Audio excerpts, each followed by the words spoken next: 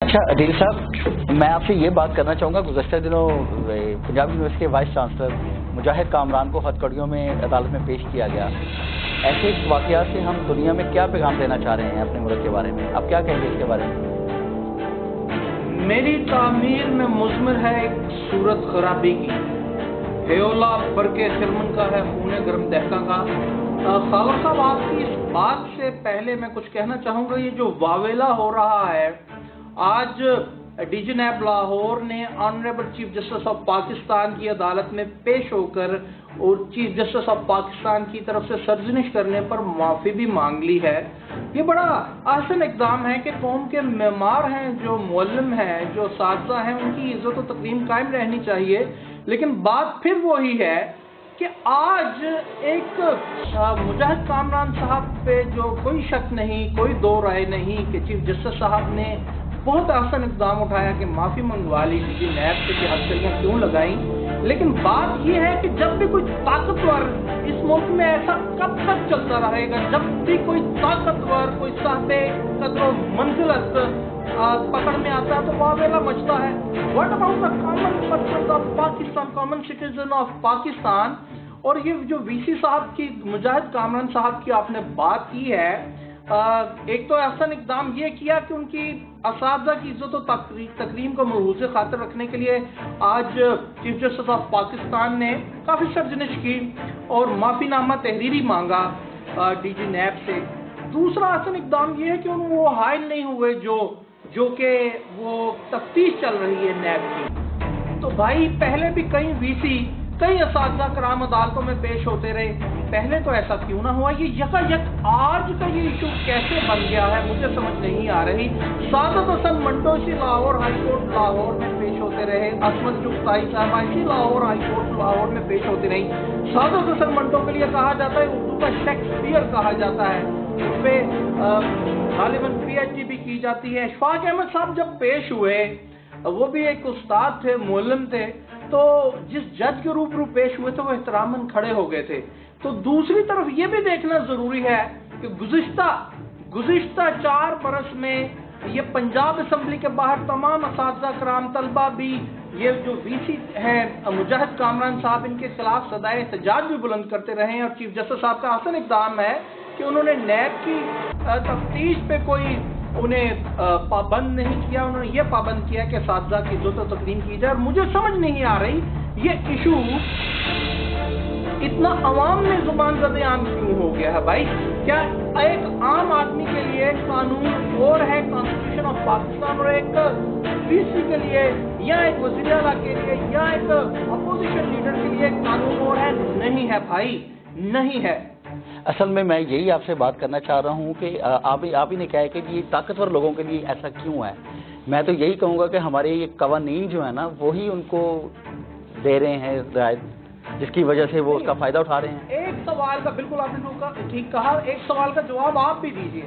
ایسا کیوں ہے خاور صاحب کہ یہ چیز تمام میڈیا میں، تمام سوشل میڈیا میں تب کیوں نہیں زبان زد عام ہوئی جب ایک رکشہ ڈرائیور چالان کی وجہ سے کچھ تھوڑا اگریسو ہو جاتا ہے تو اسے تھپڑ پڑتے ہیں سرے برلبے درخت، اور جب وہ ابھی وہ ملزم ہوتا ہے، جب وہ اپنی بیل کروانے جاتا ہے، اسے کف وہ لگے ہوتے ہیں، ہتھکڑیاں لگی ہوتی ہیں، ہینڈ کف لگے ہوتے ہیں، اور اس کی منقوہہ کو، جواز آلات منقوہہ کو دھکے دے رہے ہوتے ہیں پتہ نہیں کہاں سے پولیس مین۔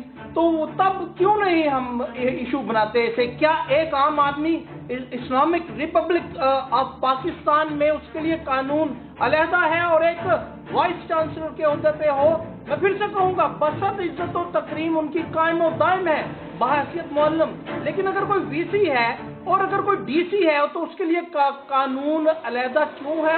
اور ہم اسے ایشو کیوں بنا لیتے ہیں؟ ایک عام آدمی کا ایشو ہم کیوں نہیں بناتے؟ آج تک ہمارا جو کرمنل پروسیجر ہے یا جو کہہ لیجیے پاکستان پینل کوڈ ہے وہ 18ویں صدی کا چل رہا ہے۔ بھائی، ہم کر کیا رہے ہیں؟